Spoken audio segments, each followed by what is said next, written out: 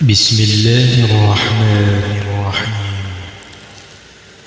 هل أتاك حديث الغاشية؟ وجوه يومئذ خاشعة عاملة ناصبة تصلى نارا حامية تسقى من عين آنية ليس لهم طعام إلا من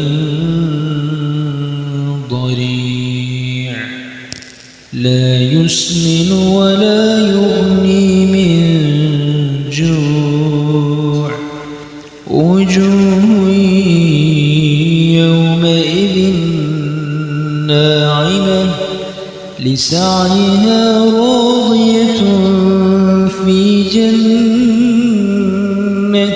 عالية لا تسمع فيها لاغية فيها عين جارية فيها سرر مرفوعة وأكواب موضوعة ونمارق مصفوفة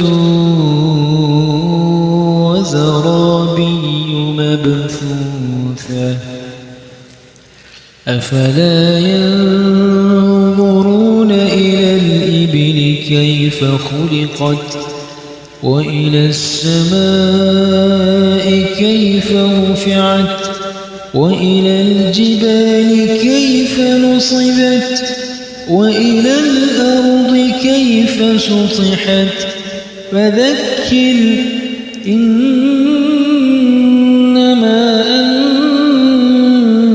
أنت مذكر لست عليهم بمسيطر إلا من تولى وكفر فيعذبه الله العذاب الأكبر إن